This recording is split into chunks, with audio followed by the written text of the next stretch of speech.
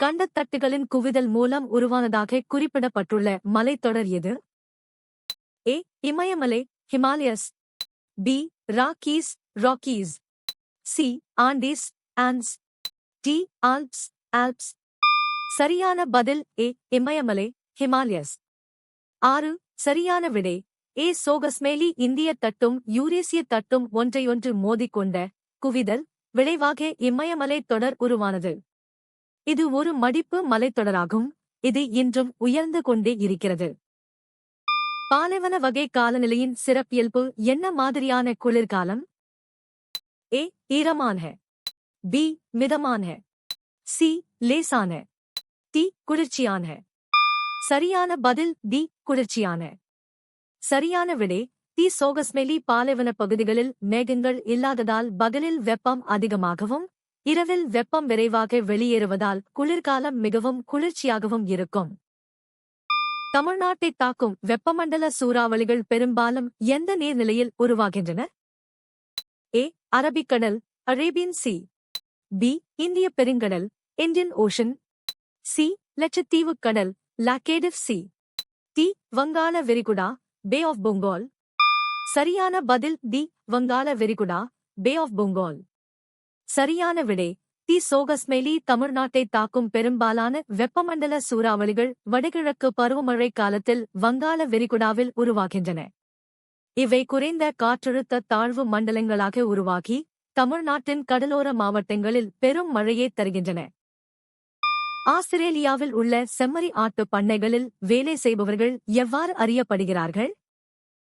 ஏ. மேய்ப்பர்கள். பி. ஓட்டுநர்கள். C. ஸ்டாக்மென். D. ஜாக்கரூஸ் ஜாக்காரூஸ். சரியான பதில் டி. ஜாக்கரூஸ் ஜாக்காரூஸ். 2. சரியான விடை டி. ஜாக்கரூஸ் ஜாக்காரூஸ். ஆஸ்திரேலியாவின் பெரிய செம்மறி ஆடு அல்லது கால்நடை பண்ணைகளில் பணிபுரியும் பயிற்சியாளர்கள் அல்லது தொழிலாளர்கள் ஜாக்கரூஸ் ஆண்கள் மற்றும் ஜில்லாரூஸ் பெண்கள் என்று அழைக்கப்படுகிறார்கள். பின்வருவனவற்றில் உருமாறிய பாறைகளின் பண்பு எது? ஏ. அவை பெரும்பாலும் படிகத் தன்மையுடையவை. பி. அவை பொதுவாக வடிவமற்றவை. சி. அவற்றுக்கு கனிமப் பட்டைகள் இல்லை.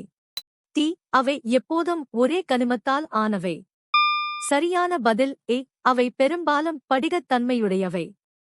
சரியான விடை ஏ. சோகஸ்மேலி. உருமாறிய பாறைகள் அதிக வெப்பம் மற்றும் அழுத்தத்திற்கு உள்ளாவதால் அவை பெரும்பாலும் படிகத் தன்மையுடைய அமைப்பை பெறுகின்றன.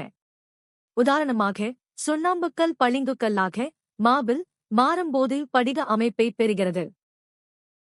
இந்தியாவையும் இலங்கையையும் பிரிக்கும் குறுகிய மற்றும் ஆழமற்ற கடல் எது? ஏ. அந்தமான் கடல் அண்டமான் சி. பி. பாக் ஜலசந்தி பால்க் ஸ்ட்ரேட். சி. லட்சத்தீவுக் கடல் லாக்கேடிவ் சி. டி. மன்னார் வளைகுடா கல்ஃப் ஆஃப் மன்னார். சரியான பதில் பி. பாக் ஜலசந்தி பால்க் ஸ்ட்ரேட். சரியான விடை பாக் ஜலசந்தி என்பது இந்தியாவின் தமிழ்நாடு மாநிலத்தையும் இலங்கையின் யாழ்ப்பாண மாவட்டத்தையும் பிரிக்கும் ஒரு குறுகிய கடல் பகுதியாகும்.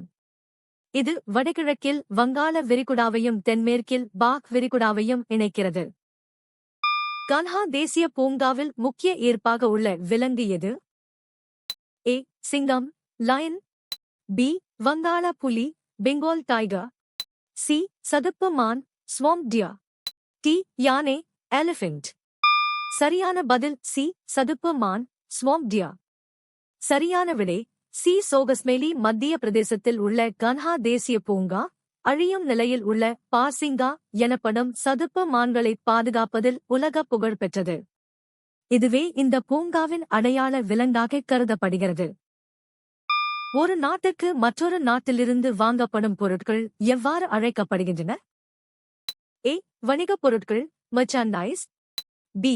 ஏற்றுமதி எக்ஸ்போர்ட்ஸ். சி. இறக்குமதி இம்போர்ட்ஸ். டி. வர்த்தகம் ட்ரேட்.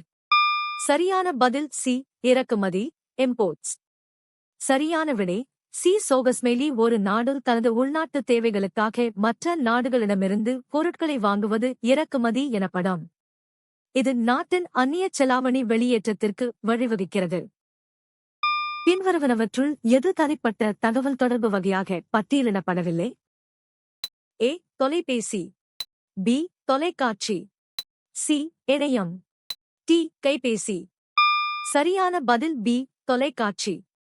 10. தொலைக்காட்சி என்பது ஒரே நேரத்தில் பல லட்சம் மக்களுக்கு தகவல்களைக் கொண்டு சேர்க்கும் ஒரு வெகுஜன தகவல் தொடர்பு மாஸ் கம்யூனிகேஷன் சாதனமாகும்.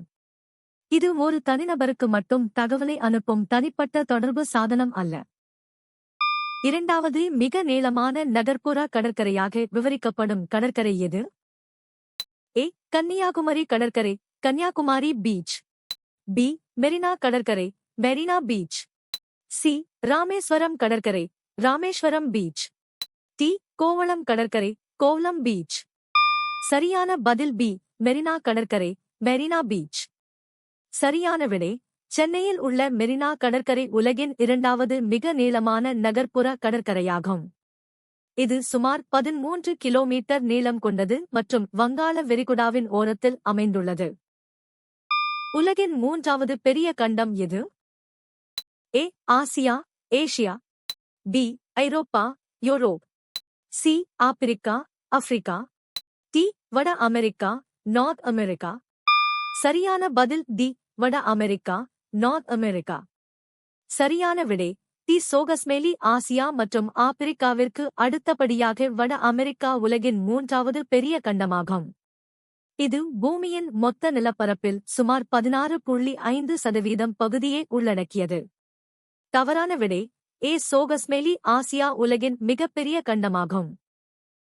பம்பாஸ் புல்வெளி எங்கே அமைந்துள்ளது? ஏ ஐரோப்பா யூரோப். பி தென் அமெரிக்கா சவுத் அமெரிக்கா. சி வட அமெரிக்கா நார்த் அமெரிக்கா. டி ஆசியா ஏசியா. சரியான பதில் பி தென் அமெரிக்கா சவுத் அமெரிக்கா. சரியான விடை பம்பாஸ் புல்வெளிகள் தென் அமெரிக்காவில் குறிப்பாக அர்ஜென்டினா மற்றும் உருகுவே நாடுகளில் பரவியுள்ளன. இவை வளமான மண் கொண்ட மிதவெப்ப மண்டல புல்வெளிகளாகும். தவறான விடைகள் ஐரோப்பாவில் உள்ள புல்வெளிகள் ஸ்டெப்பி என்று அழைக்கப்படுகின்றன. சின்கோனா மரத்திலிருந்து தயாரிக்கப்பட்டு மலேரியாவை குணப்படுத்த பயன்படும் மருந்து எது? A morphine morphine. B penicillin penicillin. C quinine quinine. D aspirin aspirin. சரியான பதில் சி குயினின் குயினின். சரியான விடை சி சோகஸ்மேலி சின்கோனா மரத்தின் பட்டையிலிருந்து எடுக்கப்படும் குயினின் என்ற மருந்து பல நூற்றாண்டுகளாக மலேரியா காய்ச்சலை குணப்படுத்த பயன்படுத்தப்படுகிறது. அண்டார்டிகாவில் பெரிய கூட்டங்களாக காணப்படும் மற்றும் வெப்ப கடல் விலங்குகளுக்கு உணவாக பயன்படும் மீன் வகை எது? A salmon salmon. பி சூரே tuna. C krill krill. D cod cod. சரியான பதில் சி கிரில் கிரில். சரியான விடை சி சோகஸ்மேலி கிரில் என்பது அண்டார்டிக் கடலில் கூட்டமாக வாழும் சிறிய இறால் போன்ற உயிரினமாகும். இது திமிங்கலங்கள் பென்குயின்கள் மற்றும் சீல்கள் போன்ற கடல்வாழ் உயிரினங்களுக்கு முதன்மையான உணவு ஆதாரமாக விளங்குகிறது. தமிழ்நாட்டில் கலப்பு விவசாயம் பொதுவாக எங்கு நடைமுறைப்படுத்தப்படுகிறது? ஏ மலைச்சரிவுகள். பி கடலோரப் பகுதிகள். சி வறண்ட பகுதிகள். டி காவிரி மற்றும் தென்பெண்ணை ஆற்றின் கரைகள். சரியான பதில் டி காவிரி மற்றும் தென்பெண்ணை ஆற்றின் கரைகள். சரியான விடை டி சோகஸ்மேலி கலப்பு விவசாயம் என்பது பயிர் சாகுபடியுடன் கால்நடை வளர்ப்பையும் சேர்த்து மேற்கொள்வதாகும். தமிழ்நாட்டில் காவிரி மற்றும் தென்பெண்ணை ஆற்றின் கரைகளில் நீர் வசதி மற்றும் தீவரங்கள் கிடைப்பதால் இவ்வகை விவசாயம் சிறப்பாக நடைபெறுகிறது. வரைபடங்கள் எதை முழுமையாகவோ அல்லது பகுதியாகவோ சித்தரிக்க முடியும்? ஏ உலகளாவிய காலநிலைகள். பி மக்கள் தொகை புள்ளிவிவரங்கள். சி வரலாற்று நிகழ்வுகள். டி உலகம். சரியான பதில் டி உலகம். வரைபடங்கள் என்பது பூமியின் மேற்பரப்பு அல்லது அதன் பகுதிகளை ஒரு தட்டையான காகிதத்தில் அளவிடப்பட்ட முறையில் சித்தரிப்பதாகும். இவை முழு உலகத்தையோ அல்லது கண்டங்கள் நாடுகள் போன்ற குறிப்பிட்ட பகுதிகளையோ காட்டுகின்றன. புவியின் மேற்பரப்பில் உள்ள நீரில் தோராயமாக எத்தனை சதவீதம் பெருங்கடல்களில் காணப்படுகிறது? ஏ 97%. பி 50%. சி 3%. டி 71%. சரியான பதில் ஏ 97%. சரியான விடை ஏ. சோகஸ்மேலி. புவியில் உள்ள மொத்த நீரில் சுமார் 97% உப்பு நீராக பெருங்கடல்களில் காணப்படுகிறது. மீதமுள்ள 3% மட்டுமே நன்னீர் ஆகும், அதில் பெரும்பகுதி பனிப்பாறைகளாக உள்ளது. தவறான விடை பி. சோகஸ்மேலி. 50% என்பது தவறான மதிப்பீடு, ஏனெனில் கடல் நீரின் அளவு மிக அதிகம். ஒடிசாவில் இந்த கடற்கரையில் அமைந்துள்ள பெரிய உப்பங்கழி ஏரி எது? ஏ. சில்கா ஏரி, சில்கா லேக். பி. கொல்லேரி ஏரி, கொலேரு லேக். சி. பழவேற்காடு ஏரி, புலிகெட் லேக். டி. வேம்பநாடு ஏரி, வெம்பானாட் லேக். சரியான பதில் ஏ. சில்கா ஏரி, சில்கா லேக். சரியான விடை ஏ. சோகஸ்மேலி. சில்கா ஏரி ஆசியாவிலேயே மிகப்பெரிய உப்பங்கழி ஏரியாகும். இது ஒடிசா மாநிலத்தின் கடற்கரையில் அமைந்துள்ளது. இது புலம்பெயர்ந்த பறவைகளுக்கு ஒரு முக்கியமான புகலிடமாகவும் விளங்குகிறது. நீங்கள் எத்தனை சரியாக பதிலளித்தீர்கள்?